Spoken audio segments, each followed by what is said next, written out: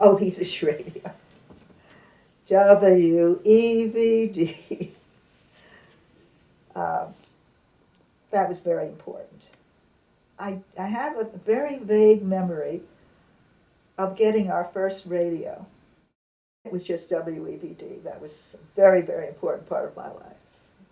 I remember all the programs, the soap operas,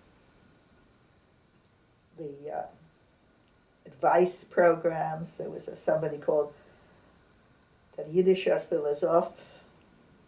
There was Nochem Stuchkov, who I subsequently found out was a very distinguished writer and compiler of dictionaries, and, but he was also a fine actor, and he always played the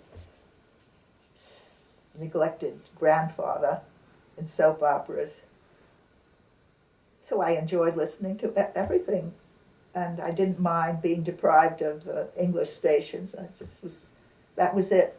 And if we dared to turn away from the WEVD, my mother would say, "Antisemit!" And then we were back to WEVD. And then on Sunday they had the Forward Hour, which was very nice. And they had serials, they serialized the life of Christopher Columbus, who they said was really Jewish. And there were very many conversos, so it's not impossible. I think there is some proof that he was Jewish. I